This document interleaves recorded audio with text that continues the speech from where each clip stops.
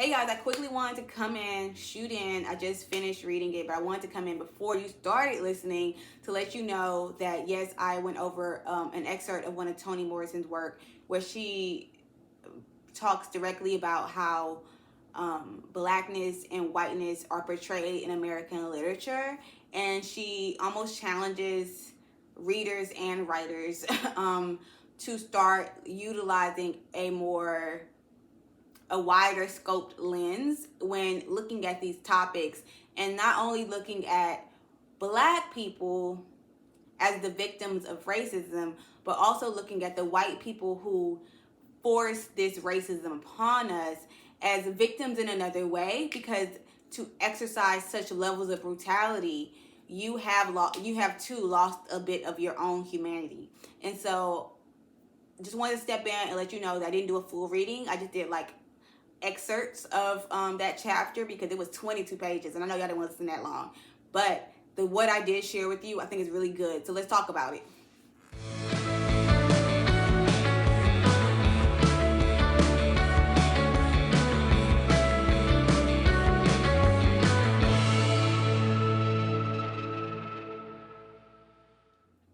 What's up, y'all?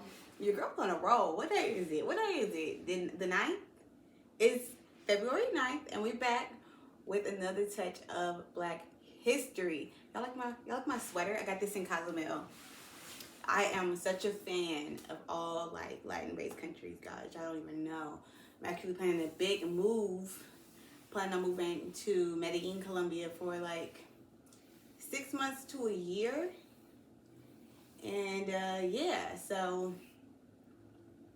I'm actually in a whirlwind of things to do right now. But that doesn't stop me from coming here and giving y'all all this good tea or whatever. But if anybody's been to Medellin, tell me what you think about it. Tell me what you think. Or your favorite Latin country. Drop it in the chat. Today, we're going to go over a essay by Miss Toni Morrison herself. Y'all know I love her. It's called Playing in the Dark, Whiteness and the Literary Imagination. So so we're not even going to do all of it because we'd be here for too long. But what she says is, these chapters put forth an argument for extending the study of American literature into what I hope will be a wider landscape. I want to draw a map, so to speak, of a critical geography and use that map to open as much space for discovery, intellectual adventure, and close exploration as did the original charting of the New World, without the mandate for conquest. I intend to outline an attractive, fruitful, and provocative critical project unencumbered by dreams of subversion or rallying gestures at fortress walls. I would like to be clear at the outset that I do not bring to these matters solely or even principally the tools of a literary critic. As a reader, before becoming a writer, I read as I had been taught to do, but books revealed themselves rather differently to me as a writer. In that capacity, I have to place enormous trust in my ability to imagine others and my willingness to project consciously into the danger zone such others may represent for me. I am drawn to the ways all writers do this. The way Homer rendered a heart-eating cyclops so that our hearts are wrenched with pity. The way Dostoevsky compelled intimacy and Myshkin. I'm in awe of the authority of Faulkner's Benji, James's Macy, Flaubert's Emma, Melville's Pip, Mary Shelley's Frankenstein. Each of us can extend the list. I am interested in what prompts and makes possible this process of entering what one is estranged from, and in what disables the foray, for purposes of fiction, into corners of the consciousness held and away from the reach of the writer's imagination. My work requires me to think about how free I can be as an African-American woman writer in my genderized, sexualized, wholly racialized world. To think about and wrestle with the full implications of my situation leads me to consider what happens when other writers work in a highly and historically racialized society. For them, as for me, imagining is not merely looking or looking at, nor is it taking oneself intact into the other. It is for the purposes of the work, becoming. For some time now, I have been thinking about the validity or vulnerability of a certain set of assumptions conventionally accepted among literary historians and critics and circulated as knowledge.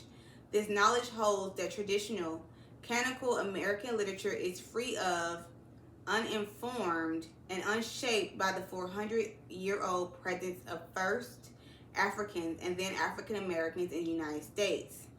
It assumes that this presence, which shaped the body politic, the Constitution, and the entire history of the culture, has had no significant place or consequence in the origin and development of that culture's literature.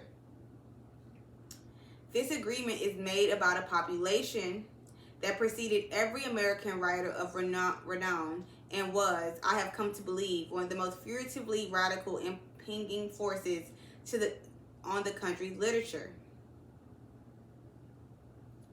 These speculations have led me to wonder whether the major and champion characteristics of our national literature, individualism, masculinity, social engagement versus historical isolation, acute and ambiguous, moral problematics, the thematics of innocence, coupled with an obsession with figurations of death and hell, are not in fact responses to a dark, abiding, signing Africanist presence.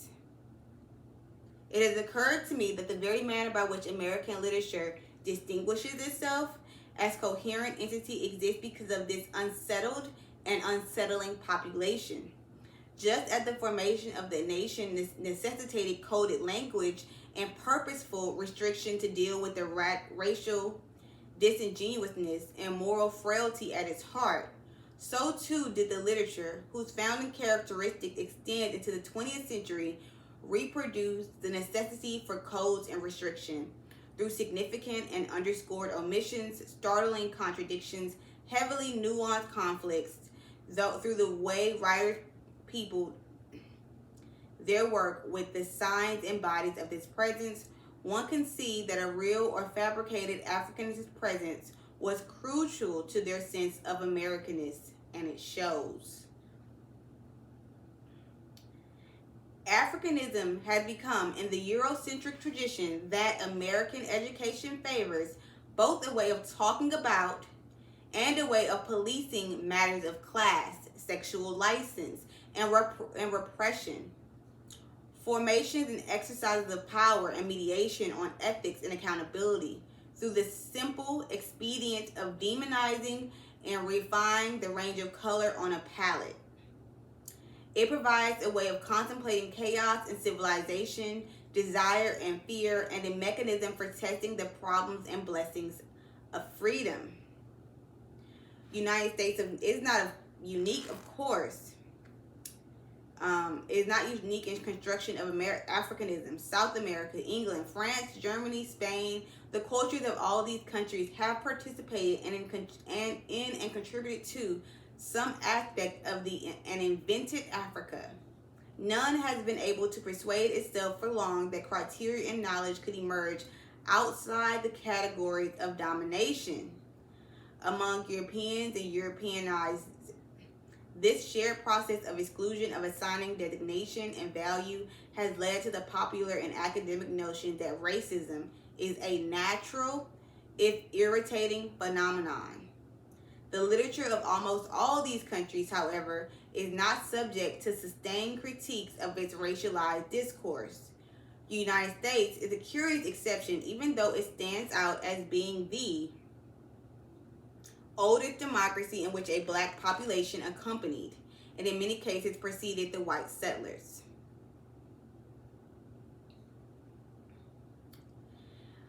Here in that nexus, with its particular formulations and in the absence of real knowledge or open-minded inquiry about African Americans, under the pressures of ideological and imperialistic rationales of subjugation, an American brand of Africanism emerged, strongly urged, thoroughly serviceable, companionably ego-reinforcing, and pervasive, for excellent reasons of state, because European sources of cultural hegemony were dispersed but not yet valorized in the new country. The process of organizing American coherence through a distinct Africanism became the operative mode of a new culture.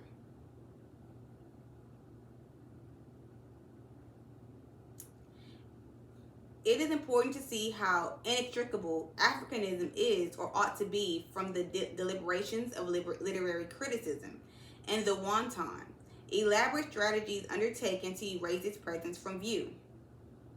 What Africanism became for and how it functioned in the literary imagination is of paramount interest because it may be possible to discover, through a close look at literary blackness, the nature, even the cause of literary whiteness. What is it for? What parts do the invention and development of whiteness play in the construction of what loosely described as American? One likely reason for the paucity of critical material on this large and compelling subject is that, in matters of race, silence and evasion have historically ruled literary discourse. Not observing such niceties can lead to startling displays of scholarly lapses in objectivity. In 1936, an American scholar investigating the use of Negro, so-called dialect, in the works of Edgar Allan Poe, a short article clearly proud of his racial equanimity, opens this way. Despite the fact that he grew up largely in the South and spent some of his most fruitful years in Richmond and Baltimore, Poe had little to say about the darky. Another reason for this quite ornamental vacuum in literary discourse on the presence and influence of Africanist peoples in American criticism is the pattern of thinking about racialism in terms of its consequences on the victim, of always defining it asymmetrically from the perspective of its impact on the object of racist policy and attitudes. A good deal of time and intelligence has been invested in exposure of racism and the horrific results in its objects. But that well-established study should be joined with another equally important one: the impact of racism on those who perpetuate it. It seems both poignant and striking how avoided and unanalyzed is the effect of racist inflection on that subject. But equally valuable is a serious intellectual effort to see what racial ideology does to the mind, imagination, and behavior of masters. A criticism that needs to insist that literature is not only universal, but also race-free, risks lobotomizing that literature and diminishes both the art and the artist. Like thousands of avid but non-academic readers, some powerful literary critics in the United States have never read and are proud to say on any African American text. It seems to have done them no harm, presented them with no discernible limitations in the scope of their work or influence. What is fascinating, however, is to observe how their lavish exploration of literature manages not to see meaning in the thunderous theatrical presence of black surrogacy, an informing, stabilizing, and disturbing element in the literature they do study. It is interesting, not surprising, that the arbiters of critical power in American literature seem to take pleasure in, indeed relish, their ignorance of African American texts.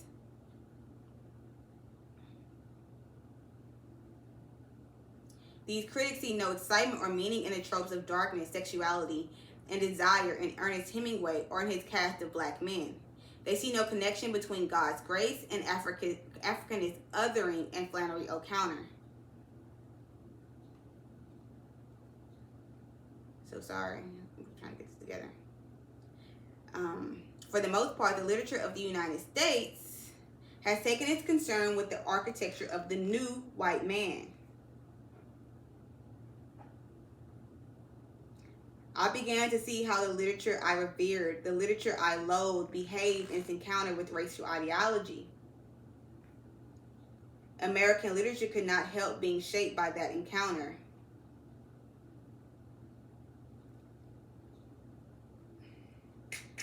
It is as if I had been looking at a fishbowl, the glide and flick of the golden scales, the green tip, the bolt of white careening black from the gills, the castles at the bottom, surrounded by pebbles and tiny intricate fronds of green, the barely disturbed water, the flecks of waste and food, the tranquil bubbles traveling to the surface, and suddenly I saw the bowl, the structure that transparently and invisibly permits the ordered life it contained to exist in the larger world.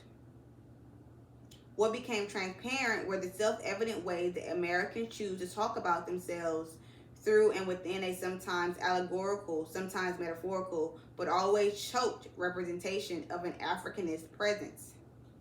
The black mother and daughter into their narrative, listening to the dialogue, intervening. Oh, sorry. Yeah, no, I was right. The shape and detail and substance of their lives are hers, not theirs. Just as Saphira has employed these surrogate, serviceable black bodies of her own purposes of power without risk, so the author employs them in behalf of her own desire for a safe participation in loss, in love, in chaos, in justice. But things go awry. As often happens, characters make claims, impose demands of imaginative accountability over and above the author's will to contain them.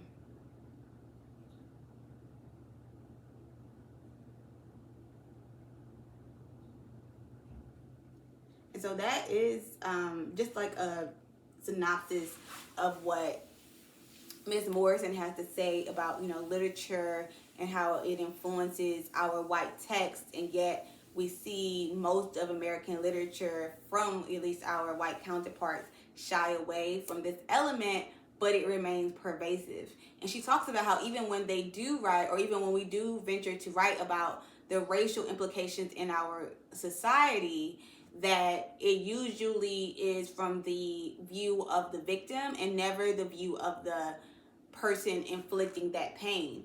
And it's interesting that she says that, because I do think that's an important aspect of studying slavery. And one thing that I've always found interesting when studying, racism or slavery in a historical way, is how much of the real history is not spoken about. They don't talk about the number of insurrections.